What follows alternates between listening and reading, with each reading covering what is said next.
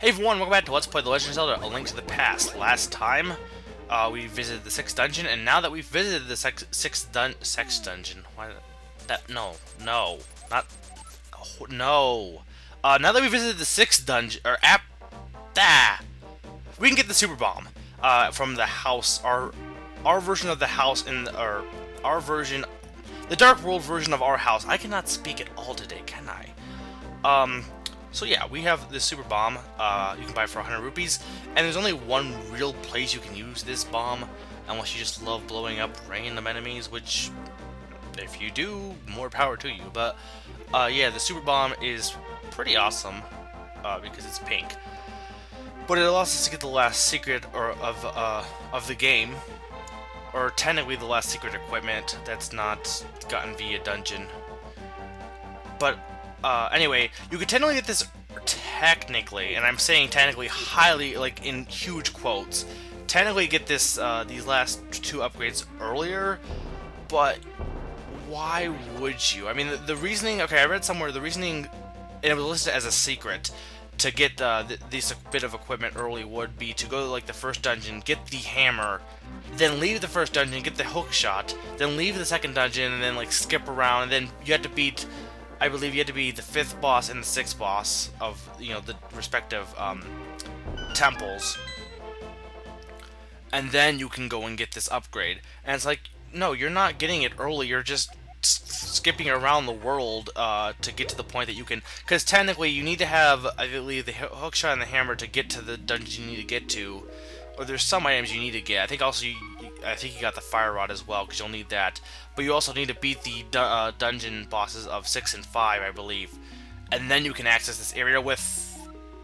Is that Shadow Mario 41 in address? I hope not. But yeah, this is the fat fairy who was cursed by Ganon to be fat. And I believe she's the Great Fairy, which is you know, or like the queen of all fairies, I think. I don't quote me on that though, but she's fat. So, but yeah, we have to throw in, and this is again a required thing we need to do. We get the silver arrows when we throw the bow in, and we get our final sword when we throw our sword in, and it's the most powerful sword in the game, obviously because it's the final sword. So then, yeah. But yeah, the whole process was basically this very convoluted plan to get the sword earlier, which it was like, well, if you're going to do the dungeon halfway anyway to get the item, you might as well just finish the dungeon. There's no point in going through it halfway just to get a sword that's not really all that necessary anyway. I mean, I did all the dungeons fine. I guess if you're having trouble beating enemies, then sure, go ahead, but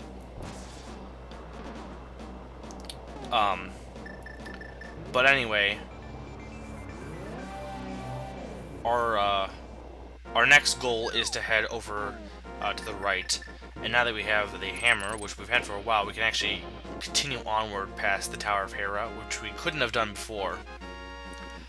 But yeah, and you know, Great Fairies, I was talking about like enemies last time, Great Fairies have also changed, Wind Waker of course being their most dramatic change in terms of what they look like, which some people might not like that. I don't know, I always like the Great Fairies of Wind Waker, what they look like. They're very unique, and you know, not in a, you know, bad way. I feel they almost exemplify, you know, the old ones had the very classic look, and then Wind Waker, the world's completely different, so it makes sense that the fairies would only help exemplify that feeling.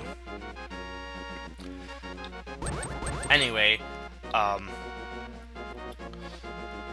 so yeah, as you said, there's a heart piece over there, and we'll get in that heart piece pretty soon, but first we must go up to this little platform in the, not in the sky, not really in the sky, but there is a platform here.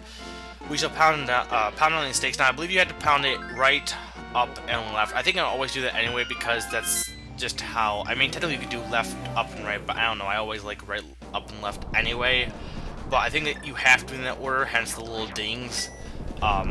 And if you mess it up, it's not that hard to figure out what the right order is. Anyway, again, that activates the portal of the Dark World, and this is Turtle Rock, and that didn't really look like a turtle, but who am I to complain? Artistic license, to be fair. They can draw a turtle however they want. But yeah, Turtle Rock, and even though it looks small, it's got a huge dungeon inside it. Like, it looks like a small little rock. There's no way, I mean, probably the whole dungeon is built in the mountainside, though, but you know, logically, it really doesn't seem any to make sense as to why it would, you know, fit in there. Use the Bombos medallion here to hopefully, no, wait, did that? No. I thought, I read somewhere, supposedly, maybe it was not Bombos, maybe it was a different medallion, but I thought, I read somewhere they will reveal hidden, platforms, hidden, like, flooring if you use Bombos, and there's a hidden floor over there that I want to know the exact pattern, to get through, which is how I get, another heart piece. Again, spoilers, there's a heart piece. Not really any point in me saying spoilers, though. It's like, if I'm going to warn spoilers and then right after that spoil it anyway. I mean, it's one thing if I say spoilers, they make a big pause. But yeah, anyway, supposedly I read that it was either Bombos or maybe it was Ether. But some medallion would allow you to see the floors, and it doesn't seem to be working. There is another method that is much simpler, which is simply to use the Kanasamari and push the block that you create in the direction you need to in order to. I'm not sure why. I thought I missed a chest over there, but in the direction you need to in order to you know, discover the right path. Like if you push it forward and it falls off, you obviously know that's the wrong path. Yeah, let's try Ether real quick though and see if that works. No. That sucks. So yeah, I'll just use the Kanasamari then. So yeah, if you know anything about that, if I'm doing it wrong, let me know, because again, I read somewhere it said, oh, you can use the Ether medallion and reveal the platform, and it doesn't work. However, Kanasamari works just as well, to be honest. Though the more complex you have, the harder it is to make that work effectively. At least in this game. I think 4 Swords Adventure, that method I think works quite well. Though here, not nearly as much, because the block is a little bit more, you know, sporadic in how you push it, if that makes any sense. Anyway, we will appear upon this area, and of course we use a trusty mirror. And here we have a heart piece. Yay! And that is our second to last heart piece. Now, you may be wondering, I think I said this was the last heart piece you can get on the overworld, and if I didn't, it's the last heart piece you can get on the overworld. That's technically true in the sense that the last one, you actually have to get via the dungeon. So we'll be getting that while we are in Turtle Rock, which, fun fact, I believe that also happens in Link's Awakening, which is a follow-up to this game. Technically, it's directly based off of it. Or I think it's considered a sequel. It's not like state in there, but I believe it was made to be a sequel to this game. But yeah, fun fact that Link's Awakening also does that with the final dungeon. But that's about all the time I have. So this has been Mega 400. Next time we will delve into Turtle Rock. I am reminding you to go milk your goat.